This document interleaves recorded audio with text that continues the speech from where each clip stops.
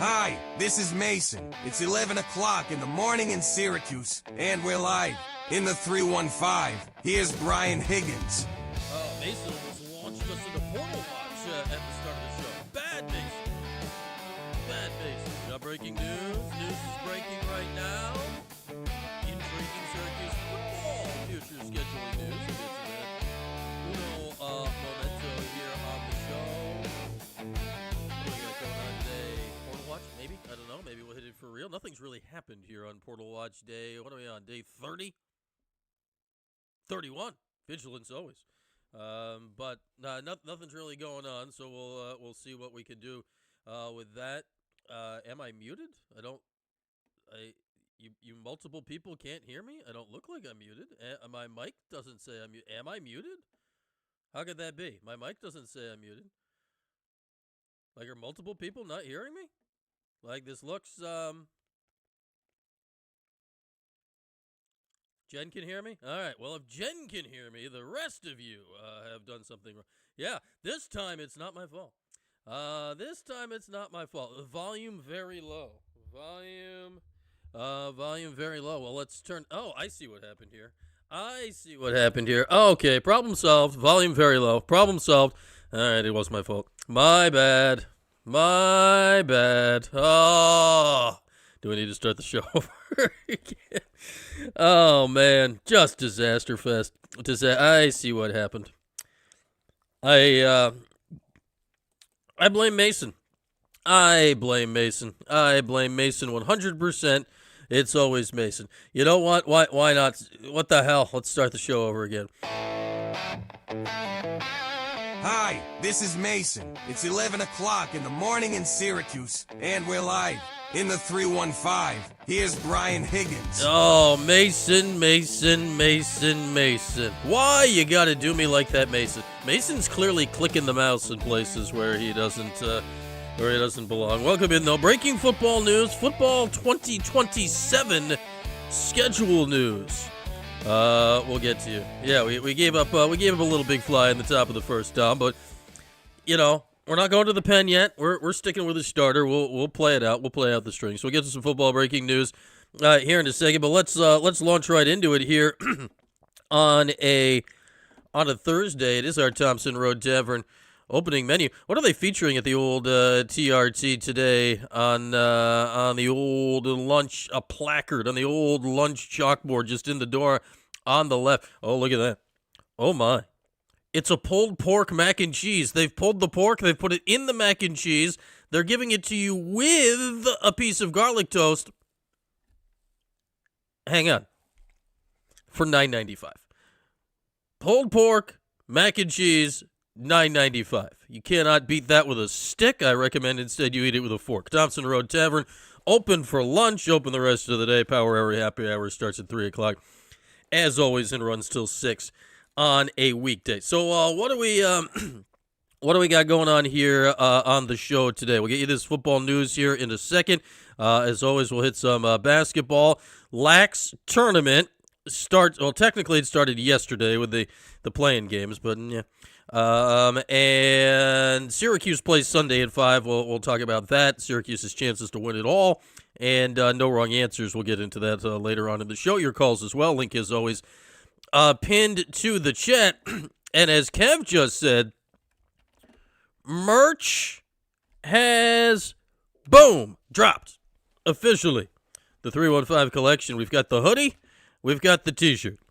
The hoodie and the t-shirt leading our way. We've got the heather blue hoodie. We've got the light gray t-shirt with various logos and whatnot purchased there. And we will get those in production and in your way. A to the S to the A to the P. So we got that going on here. We're just letting you know right here in the Thompson Road Tavern opening menu. We got the merch cooking. Kev has already made the purchase. Others were making. We dropped this last night during our TPS report. People were making purchases immediately. The Mikey P doing the same. Yeah, we come on high to you, Mike. That's how we do that. And that's what we got there. We got the merch link. It'll be it's now in the regular rotation. It's our regular rotation that'll be auto populated into the chat here going forward. So you will have plentiful options to purchase the merch going forward, and depending how it does, we may expand the product line. We'll see. We got it. It's on you. It's very much like the exhibition game in the Dome thing. Like if you went to the games, then they'd have more of them. This is like if you're buying the stuff, we'll make more. We have the technology, but this is not a clothing warehouse. This is my basement. So we'll see. This is right here. As you can see, there is the hoodie. Right there, the Live in the 315, which is the program you're watching me right now. The hoodie. All right, so there is that, our Thompson Road Tavern opening menu here on a Thursday. As far as our football breaking news here today, this just out at the top of the hour, now 7 minutes past from the ACC. Headline, ESPN and ACC set to make history with 2027 Week 0 kickoff game in Toronto. Syracuse is playing Wake Forest to open the football season. Not this upcoming season, but the season after, 2027, in Toronto, at the stadium that houses the Toronto Argonauts, that houses the Toronto, are they Toronto FC? Probably. That houses their MLS team, and that will play host to significant World Cup action this upcoming summer. So Syracuse will be playing Wake Forest there, Week 0 of 2027. It will be either August 28th or August 29th. 2027. What days of the week are those? Is that Saturday and Sunday or Friday? August 29th, 2027. The calendar says... One more click.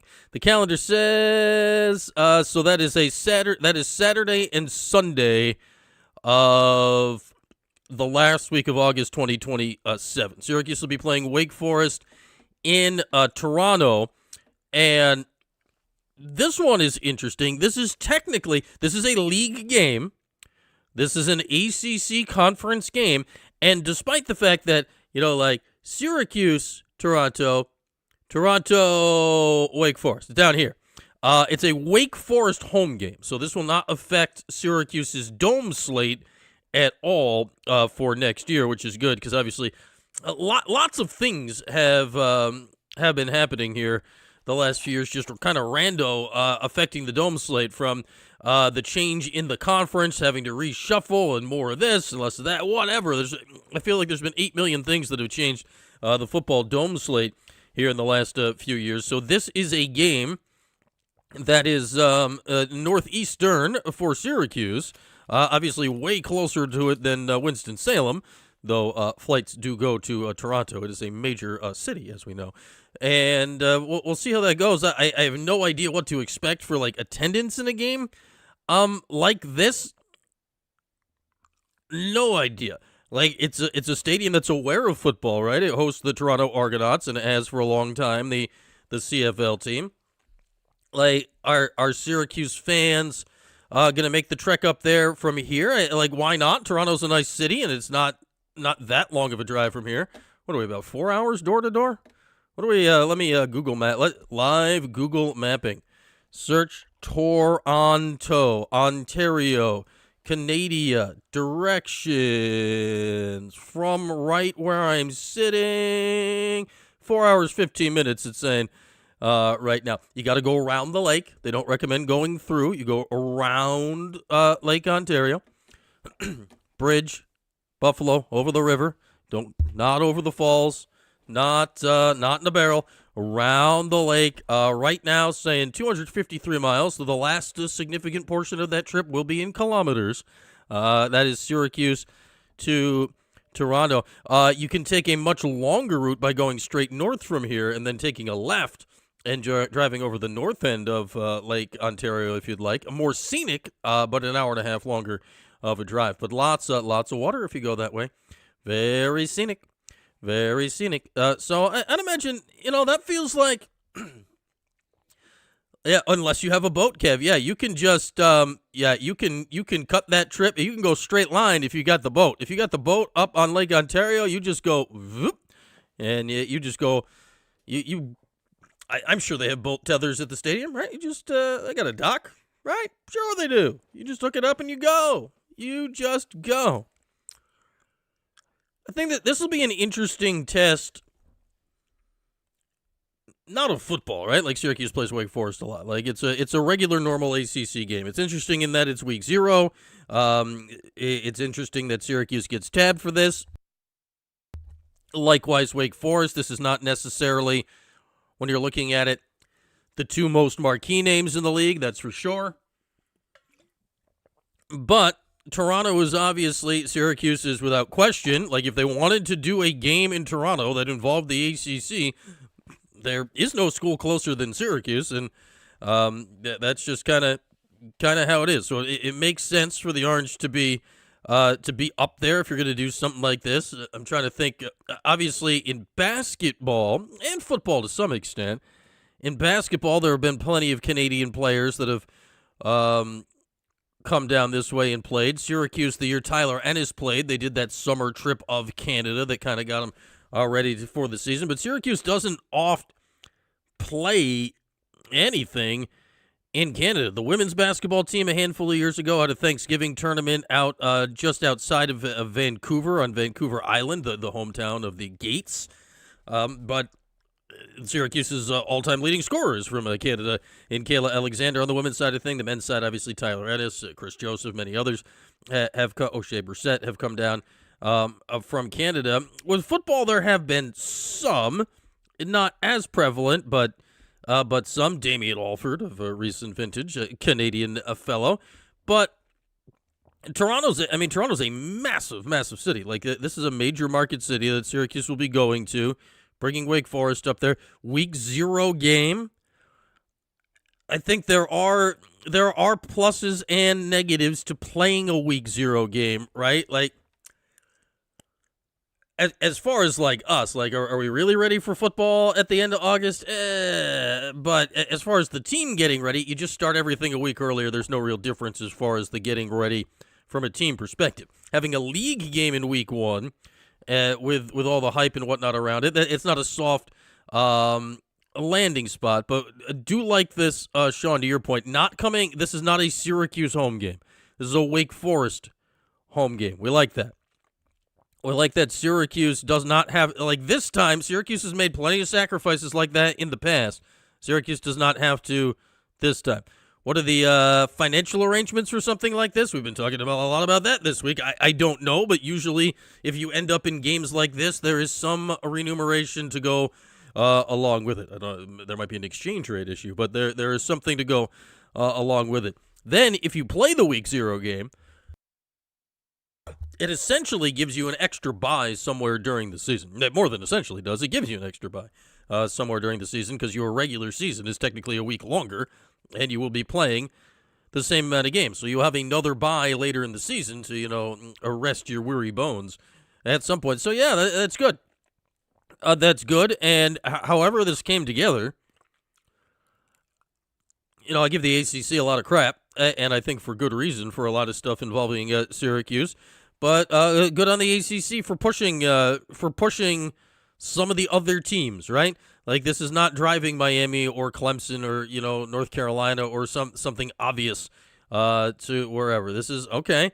This is a little bit more off to the side, and we're going to shine the spotlight on two of our other teams, and it's going to be in a different place. The capacity of the stadium is 28,000. Yeah, it's an MLS stadium. It's a CFL stadium. So 28K, like the hope is, right, at 28K, you'd hope you fill up the joint, right? It is during the heart of CFL season. So I guess the Argos will be on the road that weekend. They'll be playing there the day before. The end zones, we'll have to see how the field is lined. Like, you don't want to get confused by the longer end zones. Like, you don't have 20 yards of end zone. You only get the 10. Now, depending on how this works, like, would Angeli have another year? I guess Angeli would have. Would he have another year? I guess it's possible he'd have another year next year. Eligibility, who knows? Like, it would be nice to roll into a game like this. Now we're talking a football opener more than a year from now. But, man, it's nice to roll into a game like this with a team that's ready to go, or as ready to go as a opening week team can be. Because this is one where, like, losing a game like this, does it derail your season? No, that's far too extreme. That's ridiculous. But winning a game like that, if you go out and all of a sudden you got a league win in your back pocket before everyone else has even gotten off the couch to start the season, that's really big. I think of, was it 2 years ago? Georgia Tech went over to Ireland and beat Florida State, right? Is that what happened? I think Georgia Tech went over to Ireland and beat Florida State. Was that the game they ran out of beer?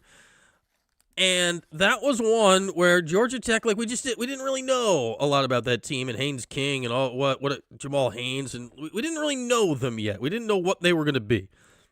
And going over to Ireland and winning that game, it kick-started something special for that team.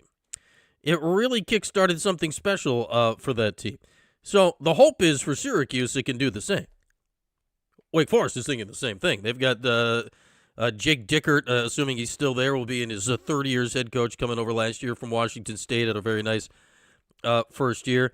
Syracuse and Wake have a very interesting football history. They've played in some randomly, weirdly sort of important games. Trill Williams, where you at? But, all right, there we are. Little football nugget here for your Thursday. Nugget number 2 about football. Countdown to the countdown. We are 3 weeks away from being 100 days away from the opener of the football season before the opener of the football season next year in Toronto. Yeah, we're at 3 weeks from now. We start our 100-day countdown. May God help us all. We will count it down. We're counting up to the countdown right now. We can count in all the directions. We are 3 weeks out from 100 days to Syracuse football starting the 2026 season, year 3, under Fran Brown. Pardon me. Who's the opener against this year? Is this Southern Connecticut State? Who they plan to open this season? It's less interesting, right? This year's New Hampshire. Southern Connecticut, New Hampshire. New Hampshire's more like very, very, very northern Connecticut. They're not quite attached, but you know. Then I haven't really looked at this year's football schedule in a hot minute. Countdown will start earlier next season. Yes, Nugget 3. That was the news that just dropped before this news dropped. Let me locate the official Newsy News in relation to that. I saw this from Mike McAllister, who was retweeting a USA Today article, courtesy of John Bryce. Hang on, got a upset dog behind me. You okay, Ollie? I think Ollie got his arm stuck or his leg stuck. I guess he's a dog. He doesn't really have an arm. You're okay. Dog injury in the background. Ollie's okay. Everything's okay. Little arm stuck, leg stuck. Everything's fine. Everything is okay. Panic in the basement. Everything's fine. Back to normal. Yes, do subscribe. That was aggressive. That's like that's a good alarm. That'll shock you right away. Ollie is okay. Yeah, he's okay. Okay, what were we talking about? Yeah, what the heck? It's the torture room, Matt. No questions. No questions. Anyway, Syracuse has hired a new upper echelon associate AD type. This from John Bryce of USA Today. His name is Ulander Wells. He's from Notre Dame. He's been at Notre Dame for just shy of 4 years. And his role here is going to be COO of the Department and Oversight of Football, Athletic Strategy, yada, yada, yada. Give or take. That scared you, Kev. I'm right next to it. Give or take that it's not quite, but, we talked about Herm Fraser retiring. His time is up at Syracuse. This is ish Herm's job, right? So they've replaced that with somebody with experience at Notre Dame. He did not oversee football at Notre Dame. He oversaw basketball at the end at Notre Dame. So this is an elevation of role for Wells coming to Syracuse. But, we talk so much, Red, about the Jerry's staff coming together. We talk about, or we talked about a few years ago, Fran Brown's staff coming together. And obviously football staff changes are significant. But this hires like this are very behind the scenes and very not always forward-facing positions, right? But these, like, people like these, like, if you have good people, I don't know anything, like, who knows? None of us had heard of this guy's name before half an hour ago. But if you have good people and good leaders in positions like these within the athletic department, that's what makes the trains run on time. That's what makes things run well. Jobs like this behind the scenes are very, very important because you are doing a lot of big picture stuff. You're working on football scheduling. You're working on big deals. This article here talks about he was integral in working with Notre Dame, extending their contract with Under Armour. There's obviously Syracuse has a contract with Nike. There's a lot of big picture stuff like that. But it's also important just for like day to day in the athletic department that people in positions like this can be counted on, right? By the underlings, by the people grinding and doing most of the day-to-day chores of keeping Syracuse athletics running. Because if you don't have somebody in that position, like, you can't go to the AD all the time, right? Like John Wildhack or Brian with a Y Blair. Brian with a Y had an expensive tank of gas on the way up to Syracuse. Saw that on the old social media this morning. But you can't just always barge into the AD's office with your problem of the day. Somebody in this position, like, they're busy, but you can generally go and talk to them, right? Or you can get 5 minutes or something. Like, this position is exceedingly important as far as a connective position within the athletic department. Mark, we will pass that along to you, Lander, that you hate Notre Dame. We'll let him know. So Mark hates Notre Dame, Ulander. So just we're Mark the Shark 44. He hates Notre Dame. We're passing that along. We're passing that along. So jobs like this are very important. But Jen, to your point, like, jobs like this are generally very well paid. So, like, it's extra important you get somebody good in those positions because you need bang for your buck. Like, we're talking about Syracuse and we're talking about exhibition games and cost of the dome and all that. Like, you can't have mid six-figure administrators that are there, that are empty desks, right? You've got to have somebody there that's grinding and, getting you through the day dawn till dusk in jobs like this. These are really important jobs when done right. Herm Fraser, who just retired, we talked about it when he did, he's an example of a guy who did that job right, who worked really hard, who listened to people within the department, was a connector, not a divider. So I don't know anything about this, Ulander Wells, but it's a very important job to keep things going in the athletic department. Like, a guy like that, the Toronto game coming up, like, somebody's got to oversee, making sure the entire football team can leave the country for the game, right? Like, you don't want to be like, oops, didn't have the passport for our quarterback. That's a problem. Like, there are, and I'm not saying a guy like that is, like, literally going passport checking for it, but, it rolls downhill to the people that take care of that stuff.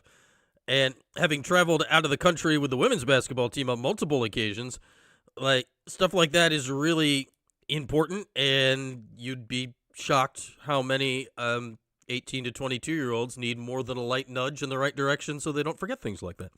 There we go. Little unexpected football chat here to start our day. And yes, T-Takes, make sure you order your live in the 315 merch. Here, I will post the link again, because the merch is live. Our collaboration, our Simply Sweet Sisters 315 collection collaboration. This page also has the Orange Glow candle from Simply Sweet Sisters. And if you're looking for a 315 shirt that is not necessarily directly pointed at this show, there's one on a sweatshirt with like an orange and some flowers and some stuff. So you got options. You have options when it comes to your 315 merchandise. Okay, right now what we're going to do here is we're going to mute the mic because I have to blow my nose. Full transparency. That's what's going on right here at this second. All right, that's much better. Ollie's back asleep, so everything is okay behind me. Everything is okay behind me. Quarter zip merch adding soon. Maybe, Matt. Well, like I've got. Did I hang it up over here? I think I left it over there. I can't reach it. It's out of reach. I have the quarter zip I was wearing the other day. We're not currently selling that, but I know you're interested in it, Matt. If there is a vocal clamoring for a quarter zip, we can potentially make that happen. The price point on quarter zip compared to some of the other stuff might be slightly elevated. I'd have to check. I don't remember how much I had to pay for that quarter zip. So it might be slightly more. Do we know if MSG is actually happening? No. We don't know if MSG is actually happening. T-Takes also wants a quarter zip. That's 2. Okay. All right. The dog's name is Ollie. Dom. Ollie the dog. His given name is Ollie, but sometimes you have to give him an Oliver, like if he's getting a little, like his name's not Oliver and we shorten it to Ollie. No, his name is Ollie, but sometimes like he's got the reverse nickname, and you're like, Oliver, what are you doing? Got to give him a stern look. It doesn't work, but you give it a go. He's 4 months old as of 2 days ago. So there's that. Apparently got his paw or leg or something caught, but he was able to solve the issue on his own accord and go back to sleep. So that is good news for Mr. Oliver. Hang on, I'm scrolling through my order history here to see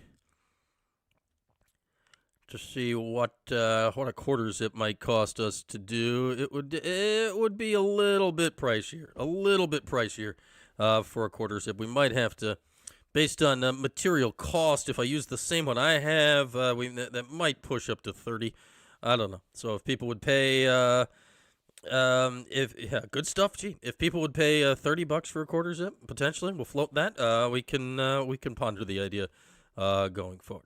Paulie, yes, I did not name my dog Paulie. I do randomly have a friend named Ollie, so it is kind of funny that I have a dog named Ollie and a friend named Ollie. But what can you? What can you do? What can you do? So if people are willing to pay upwards of $30 for a quarter zip, we can keep that in the back of our mind and potentially move it to the front of our mind shortly. The quarter zip I have going, it's like a lightweight quarter zip, which is kind of a perfect basement featured quarter zip. So we'll see. And it's right over there. It's just out of my reach in a way that going to get it would be ridiculous at this point. I meant to hang it back up, but I didn't. There's the Live in the 315 hoodie. The link just went past our collaboration with Simply Sweet Sisters. You can see the code on there now. There. T-Takes is willing. All right. There we go. Okay, people are willing. So we are pardon me, we're taking that under advisement. Yeah, I like the hoodie. It's a comfy hoodie. It's a comfy hoodie, and it at an even better price point. But this clothing business, ruthless stuff. Okay, where should we go? Should we do a little more conversation on the very weird conversation that has happened this week in regards to the exhibition basketball games, just to clear up any misconceptions that were out there? Like, nothing I've been saying the last few days is like a shot at Pete Corasaniti, who is the former director of ops and now is whatever his new position is, kind of in charge of that, the one that was being interviewed by Donna. It's not a shot at Donna either. You just wish that it was more like, if something like that is to come out, which I just wish they had been able to more immediately present it as a positive. Thank you, Mark. People are ordering the hoodies. We like it. All right, the exhibition games, I get it. Like, it costs money to rent the dome. If you're only going to get a few thousand people, it's not a worthwhile financial transaction. I get it. I just don't want to hear about that. Nobody wants to hear about that. What I would gladly hear about is, hey, we're taking an exhibition game, like we're going to play Siena in Albany for an exhibition game. Oh, Or, pick a D2 team around there, whatever the rules keep it changing. But okay, yeah, go take a game to Albany. There's a ton of Syracuse fans in Albany, and Syracuse hasn't played out that way in a long time. Do another game in Rochester. I thought I don't know what the attendance was. I don't recall last year for the Buffalo exhibition game, but like the idea of it made sense to me. But presented that way, I think back to Doug Marone's first year. I think it was when Doug took over as head coach. I believe it was his summer into his first year. They did I forget what they called it, but it was a New York State tour with Doug Marone. They got an RV. They got it wrapped. It was a whole thing. And I went with them one day when we went to Elmira to Ernie Davis Elementary School with Doug and met with some kids. And then we went that night on the way back to Binghamton, who I believe at the time were still the Binghamton Mets, now the Rumble Ponies. And Doug threw out the first pitch, and they had a box and autographs and whatever. And it was just, there was an excitement of both places to just, get out and see and touch and meet the new football head coach. Now, this is obviously a little different than that, but man, Syracuse basketball is, I know people make fun of the New York college team thing and all that stuff that Daryl did, but also, was he wrong? Like, Syracuse basketball is the college brand of the state in many, many ways. Obviously, St. John's sticks their nose in whatever. But Syracuse basketball is what people associate with New York State college basketball. So, why not? Especially now when if you're talking finances, if there's not going to be as many dome regular season games because you're doing like playing Providence in Boston, playing Indiana in Indianapolis, doing things like that, which I get. Like the finances of that, I don't know if they're as stark as when Syracuse got $5 million to go play USC in football at MetLife back in 2013. I'm sure it's not that. But games like that are generally agreed to because both teams are getting paid nicely to play them. Like, those games don't happen just because teams were like, we should go play somewhere other than our arenas. That's not why games like that happen. It's money. It's always money. It's always been money. It always will be money. So if you're already doing games like that, and yeah, Adam Sandler didn't wear St. John's gear in Big Daddy. A good point, Tronny. A good point.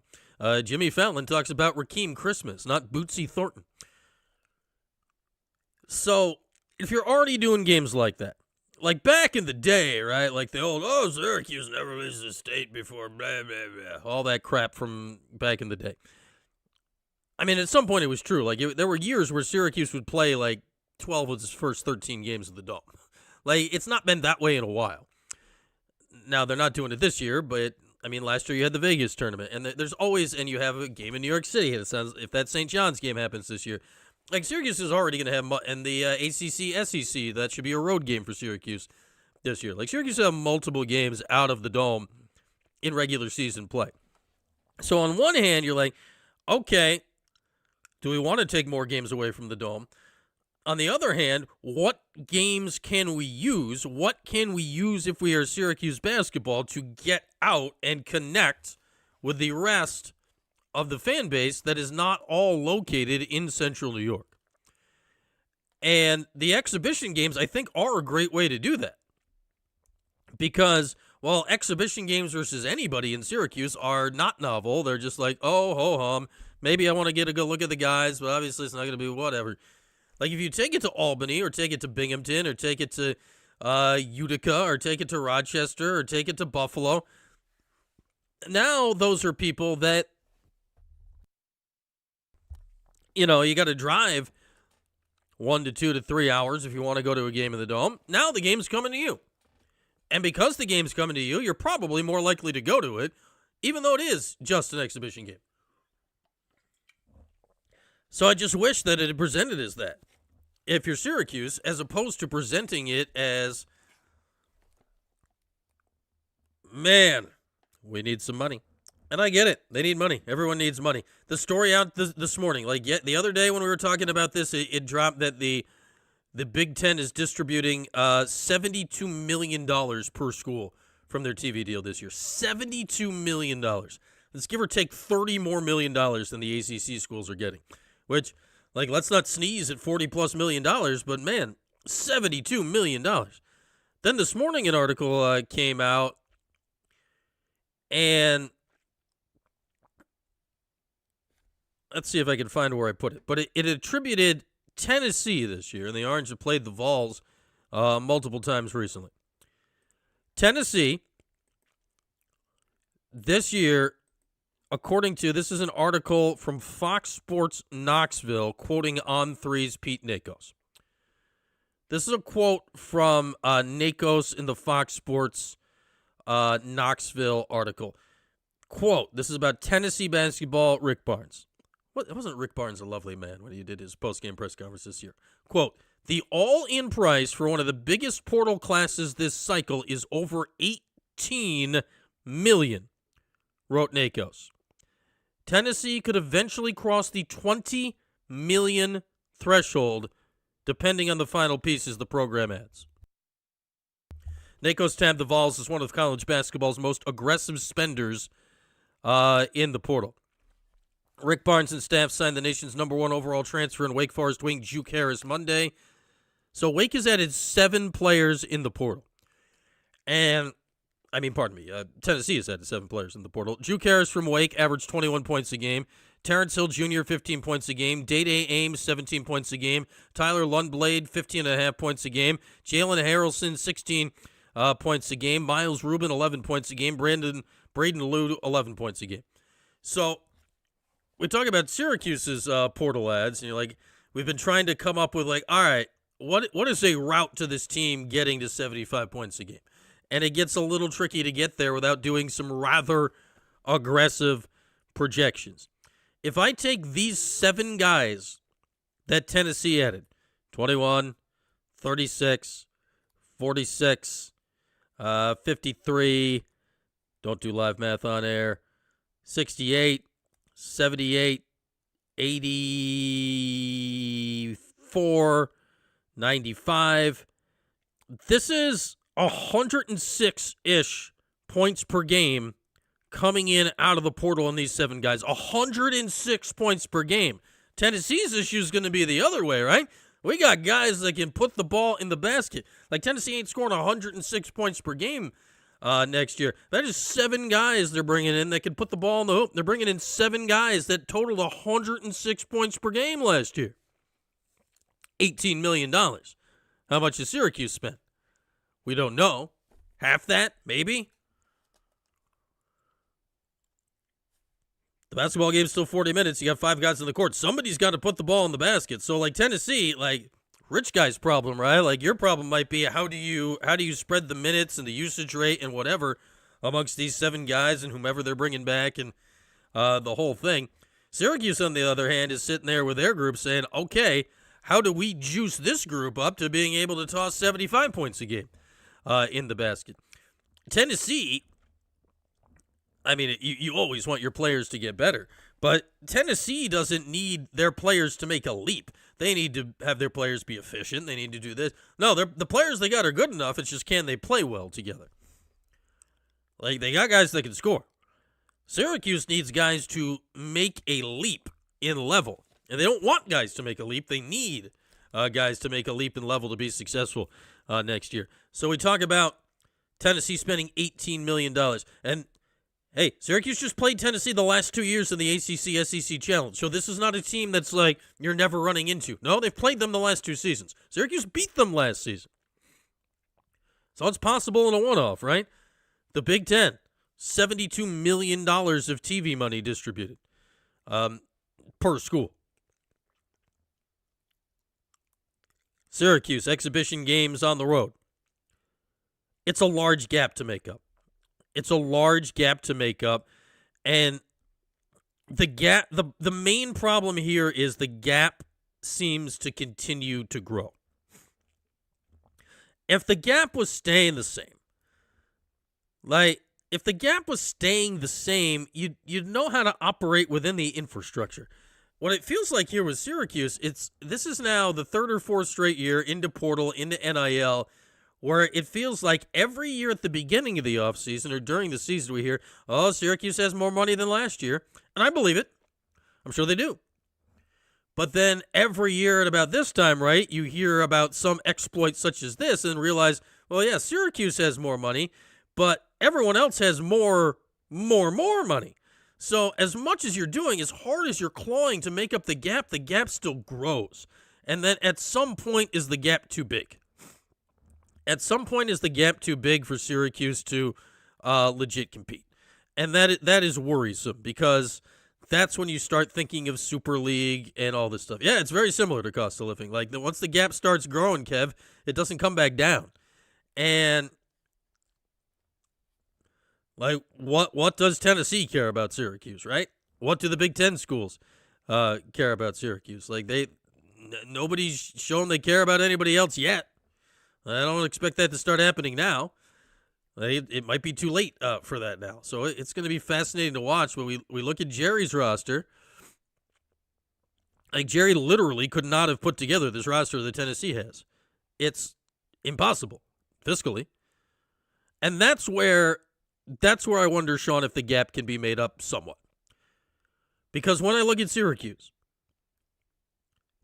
still has a lot of what used to matter, or can have a lot of what used to matter. They have name, they have cachet, they have on-court success, they have all of it. Now, the last few years, it's obviously less and less, but it's still tangible. It's not gone. But you have to get it back. And how much does having that make up the gap in money? How much does having that get you some money to help make up the gap? I think that's why this season for Jerry, albeit his first, I think it's really important. And this is not something I think that is necessarily a statistical achievement. I don't think it's really important for Jerry to win X games. It's really important for Jerry and the Syracuse basketball team this year to be enjoyable to watch for Syracuse basketball fans. The last few years have not been that, for a variety of reasons. This team needs to, however you get that way, it could be a hard, gritty team that everybody just loves. It could be, maybe Cayenne and Sadiq pop and become stars, and they go up that way. Whatever. It doesn't matter why or how. I mean, it does for Jerry. Like, you got to figure out the how and the why. Syracuse, for its fans, needs to be an enjoyable watch and become appointment viewing again this year. Be it in person, be it on TV. You need to regain that foothold in the fan base.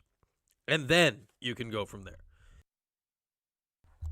Yeah, Tronic, I agree. College sports it's not what we all grew up with. It's not what our younger siblings grew up with. It's not what, like, 9-year-olds right now grew up with. Yeah, Goner1313, welcome. I don't know if we've seen you around here before, but be sure to subscribe. Yeah, it's like you're putting money in, Syracuse has money in like a 1% money market, and everybody else has gone crazy on the stock market or whatever, and there you go. Yeah, like, the NCAA tournament is a way to do that, Mark. But I think this year, and I talked about this a couple weeks ago, like, and this goes along with something Jim Boeheim said a while after, like, all that matters is March and whatever. And obviously March matters a lot, but I don't think that's true. I think all that matters in March is true when it comes to the context of how the nation views your program, right? Like, the national spotlight on college basketball is March Madness. So if you do well in March, writ large, the country thinks you're in good shape. And if you flunk out in March despite great regular seasons, the country thinks, oh, they're flukes. When you are in a more close-knit environment, like being the Syracuse fans and the fans of the team and observers of the team that are in theory there game in and game out, March is still important. We're all building toward that, but we're also here through the build. The build also needs to be enjoyable. Like, if November through February isn't at least, like, fun, then you're just popping up in March. No, like Syracuse needs to also make November through February fun. And I'm not saying they got to go play like the Globetrotters or whatever. Fun can become in many ways. Like you could, like if this year they become just like this gritty, playing with a ton of effort and heart team that digs out some games that they shouldn't have, and starts to turn things around. That could be fun. Like there's a lot of different ways that it can be fun. But Jerry and crew this year, it needs to be a fun season that hopefully then also lands in the NCAA tournament so you can get it coming and going a little bit. I think there's a way for it to be a fun-ish season and miss the tournament. It's obviously a lot harder to do because you're building in more losses. I think there's a way, like, you can make the tournament and have a rather soulless season. Like, there have been Syracuse teams before where it's just been like, did that season even happen? Like, what are we, like, was that real? Like, the season happen? Like, do we remember anything that happened along the way? I'm trying, like, there's various seasons. I think of, like, 2001, just to go in the Wayback Machine. That would have been Damone Brown and Griff's senior year. Like, it was right after Atan, Jason Hart, and Blackwell left. They had that run to the Sweet 16. They had the big lead on Michigan State in Detroit. Things went awry. They lost. Michigan State wins the title. But, like, that was a crazy season. They beat number 1 Connecticut, like, had all these great seniors. It was very memorable. The year after that was my freshman year in school with Griff and Damone Brown, and they were good. Like, they made the tournament. They beat, I want to say that was the year Boeheim won his 600th career game, 700th, something like that, 600th. I think they made the second round of the tournament and lost, I don't even know who, Kansas, maybe? Pardon me. But it's just, like Griff had a random triple-double against Seton Hall. But it was not a memorable year. It was not a year that stood out. It was it happened. They made the tournament, and it went away. And it just, it poofs off into the ether. And back then, when there were so many exciting moments and great years or whatever, it's like, okay. Then next year you picked it up, and the year after they won the national title. Like the year after in 2002, they missed the tournament. It was a very memorable year because of Deshaun Williams and Preston Shumpert. This year, like Jerry being there gives you a shot just from the beginning. Like, people like Jerry. The idea of that sets you on a path. But then, yeah, Mark, to your point, there is a lot of fun in the winning too, right? Like, winning is fun. Like, if you're winning, you can figure out, like, a lot of different ways to have fun with the winning. Like, Virginia fans, I think, had fun for 15 years with Tony Bennett, even though the games were kind of like, Like, but when it was your team, fun. So, hopefully Jerry can create some kind of atmosphere this season. Be it with effort, be it with intensity, be it with it whatever, that makes it fun. John Goodman? Jeff Goodman, maybe. If John Goodman writes something about Syracuse during the season, I think that would be fantastic, Mark. You don't often get John Goodman. I mean, we know, like, Bill Murray's in the world of college basketball now. Maybe John Goodman can get involved. I know what you meant. So, I don't know. That's where we're at on that right now. I need the return of fun because Syracuse basketball, again, to go back to Jim Boeheim and his age-old, I'll paraphrase it, 8 months of the year, out of the year here, it's nice out. The other 4 months, it's basketball season. Well, the last 4 years, the other 4 months, it's just been like, it's snowing. It's cold. The team stinks. Blah. Jerry, no pressure, Jerry. You have to save winter. No pressure. Yeah, can Jerry get a 5th year on his bum ankle and his fused spine and the whole thing? Get Jerry out there. Get Jerry a 5th year. Oh, man. Even so, I wouldn't expect Jeff Goodman to write anything nice about Syracuse anytime soon. Mark the Shark. I don't know what his axe to grind is with Syracuse, but he does not seem to. He probably had a run-in with Boeheim at some point, as most do. He seems to still be having an axe to grind about it. I don't know. There we are, little basketball thoughts today. Football scheduling, basketball thoughts. We didn't even crack open Portal Watch today. That's okay. We still do have some business to attend to. Go get a bird feeder for a mom. Code MOM10, Wildbirds Unlimited. We had Matt Costi on Monday from Wildbirds Unlimited. Go to the Wildbirds Unlimited website for Fayetteville. Code MOM10. It's $10 off 60 for Mother's Day bird anything. Feeders, houses, seed. They got ornaments. Whatever. Give Melo an extra 4 years, T-Takes. He's got so many years left.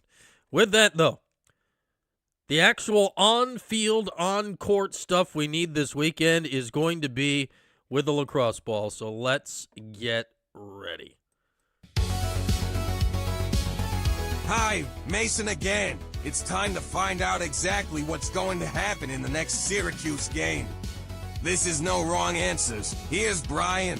Thank you, Mason. That went better this time with Mason than when we tried to start the show. All right, No Wrong Answers. Lax tournament time. The women have Loyola. Is that tomorrow? I think that's tomorrow. And then a chance for Navy on Sunday.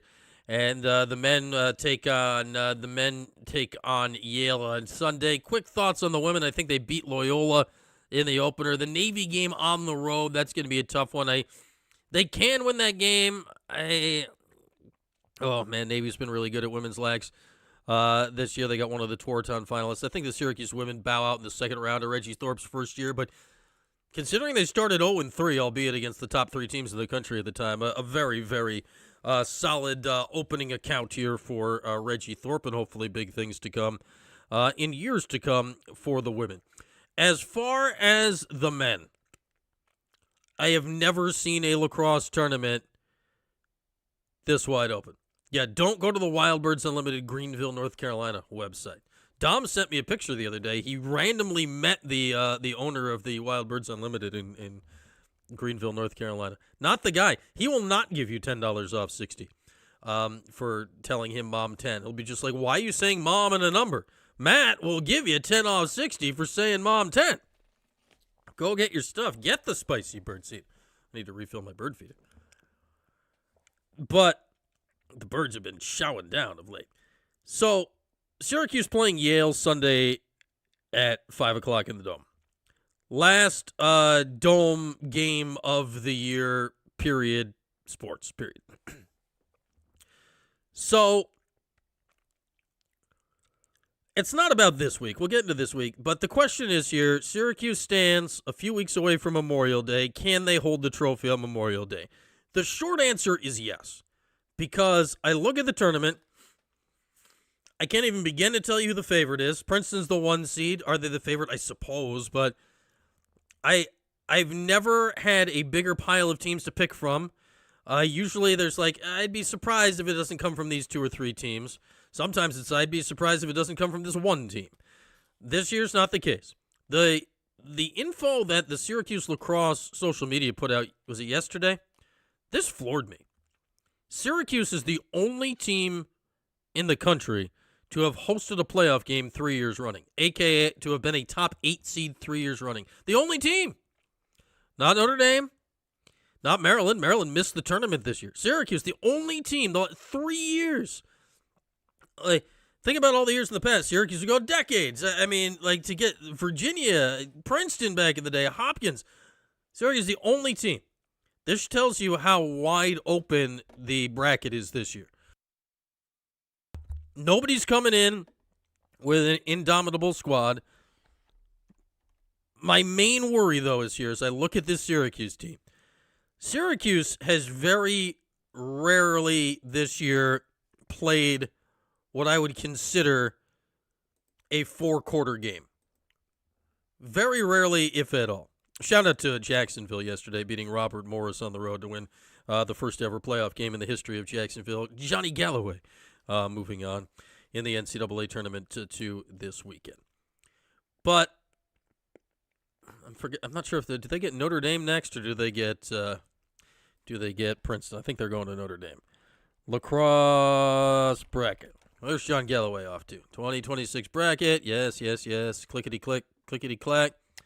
Yes, they're going off to Notre Dame Sunday at noon. Good for John.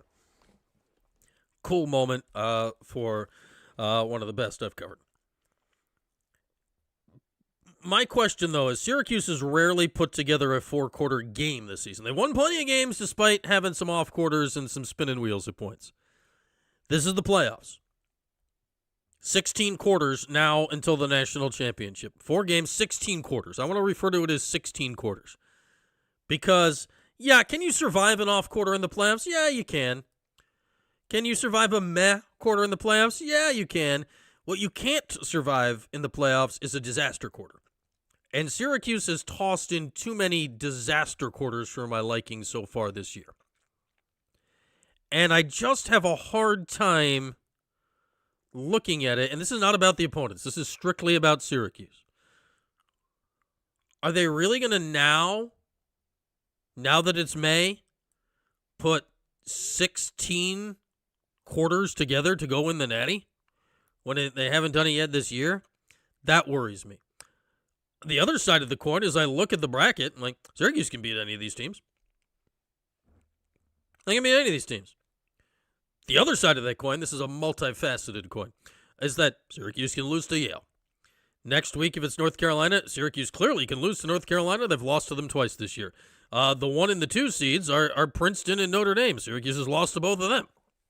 So clearly there's some issues with it here. Joey Spallina, though, last ride, senior Tewaaraton finalist. Like, can this group of seniors, can they do it? Can they do it? That's my worry right now, is not that they're incapable. It's just that this time of year, you got to be buttoned up. You got to be buttoned up.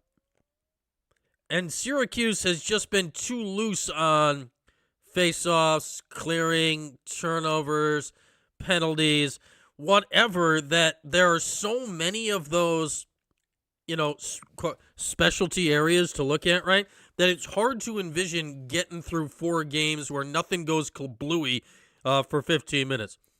Like, your season could end because you get crushed at face-offs in a fourth quarter. That's kind of what happened against North Carolina last week. Your season could end because your offense goes on a turnover-filled walkabout for a quarter. That's basically what happened in the Princeton game, going back in some of the other losses this year. Your season could end, I go back to the first Carolina game, because your defense blows a gasket and your goalie just doesn't see the ball for a quarter. That's what happened in the first North Carolina game. Your season could end because you commit a crap ton of penalties and the other team's extra man goes hog wild.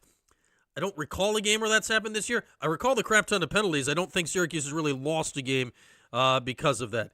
It's just there's too many of those things that Syracuse seems prone to think they're going to avoid that throughout the entirety of May. That said, Syracuse's A game is as good, if not better, than anybody else's A game in the country. When Syracuse is clicking, and that means the offense spinning it, that means John Mullen winning faceoffs, that means you got some really good defenders, that means you got goals coming from a depth of places. When Syracuse is clicking, like there's no team I look like when Syracuse is on its A game, they can and probably should beat anyone in the country. Princeton's A game is maybe equal Notre Dame's A game, but like Syracuse's A game is fantastic. They just don't hit. But the problem is, like, Princeton and Notre Dame are able to hang on to like a B+, A- game for longer. Syracuse will go A+, A+, D, A. Like, you get one C- quarter in these playoffs, the season's over. The season's over. And that is my major, major worry when it comes to Syracuse lacrosse. That said, no wrong answers. Syracuse and Yale, Sunday, Mother's Day, Dome, 5 o'clock. What do we got? Syracuse, old. Yale, young. Syracuse old, Yale young. That's what we got. This is a very, very young Yale lacrosse team coming into the Dome here this weekend. So the question is, somebody asked about coaching. When the tournament's this wide open, does it come down to coaching? Well, if you're Yale, you hope it does, because Andy Shea, their head coach, has won a national championship. So he would 100% prefer that it comes down to coaching. Former Lemoyne grad is Andy Shea, a Central New York guy. Like, he has won a national title. He's got a young team that's ascending. He would love to be able to coach it up this weekend into the Dome. Syracuse would hope that this Sunday comes down to having a veteran presence. And where does that start? With no wrong answers, it starts where it always does, and that's with Joey Spallina. Joey, I am certain of this. Joey could have a bad game this playoffs. He could. Joey could get schemed out of a game somewhat. It's possible. But, I know they're not supposed to say burn the boats anymore. Are you allowed to say, what's the 300 term, the Sparta term? Come back with your shield or on it? Joey's going out with a title or going out in a blaze of glory. Like, Joey is not going out without perhaps quite literally a fight. Joey's taking this one to the finish line. I think back, like, Joey's still, his best career game was that quarterfinal game against Princeton last year where he was so special. I think Joey, in his final Dome game, I think he brings it. I'm going to go 4 goals, 3 assists for Spolina as he closes out his Dome action. And then you look at Leo and Roa. I go one or the other. I think they both bring it in this game. I'll go a combined 5 goals in the game for Michael Leo and Luke Roa. So the veterans on offense, the driving force on Sunday. Can you get something from some of the younger guys? Invariably, when teams win the national championship, somebody on the second midfield line steps up and does something. Somebody steps up and does something. Bear Anderson. Like, Syracuse needs somebody to carry the midfield from not the major. I know Bear sometimes runs. I'm going Bear Anderson as a guy, and we've seen it this year. He's got more than 20 goals. Bear Anderson, 2 goals in this game. They're going to need a guy like that to have 8 to 10 goals over the course of this month if you want to win the national championship. Where else do we go here with no wrong answers? Billy Dwan will score a goal. Why? Billy Dwan scores a goal. Face-offs. It's been a way bigger issue than any of us expected this year. John Mullen, not what he was last year. The good news here against Yale is collectively as a team, they roll 2 or 3 guys, but Yale as a unit is just under 50% for the year. So I think Mullen doesn't have a dominant game, but good enough. 58% the game for John Mullen. Then we can really worry next week when he gets a third crack, more likely than not, against Brady Wambach. Jimmy McCool, I feel very comfortable with Jimmy McCool in these situations. I think McCool has a solid day in the Dome. Double-figure saves against a spunky young Yale team. Syracuse has played Yale twice recently-ish in the playoffs. 2013 quarterfinals down at Maryland, 2017 first round in the Dome. Both were 1-goal games. Parity in the sport, all of that. 1-goal game, Sunday in the Dome, 5 o'clock face-off. The final score is 11-10. Yale manages to control the pace of the game. Andy Shea slows it down a little bit, but Joey Spolina, in his final Dome game, comes up with the stuff late, and Syracuse beats the Elis 11-10 to advance to Week 2 and a trilogy this year with North Carolina. As always, after the game, you are in the right spot. Post-game show will be right here. We expect to have Gary Gayton Players Press Conference after the game, but we'll be live here on the YouTube with our post-game show. On Sunday, after Syracuse and Yale, I expect a really, really, really good game between a young, rising, really well-coached Yale team and this veteran Syracuse team trying to make one last ride in search of a first national championship in 17 years. There we are. A little no wrong answers for you today. All right, everybody. Thanks for hanging out. Buy the merch. Buy. Sweatshirts, T-shirts. Enjoy the rest of your day. It's a beautiful spring day outside in CNY. Enjoy your weekend. Happy Mother's Day to one and all. We'll next talk on Mother's Day, 7-ish, 7:30, after Syracuse and Yale tangle in the first round of the NCAA playoffs. Thanks for hanging out this morning. We'll catch you later.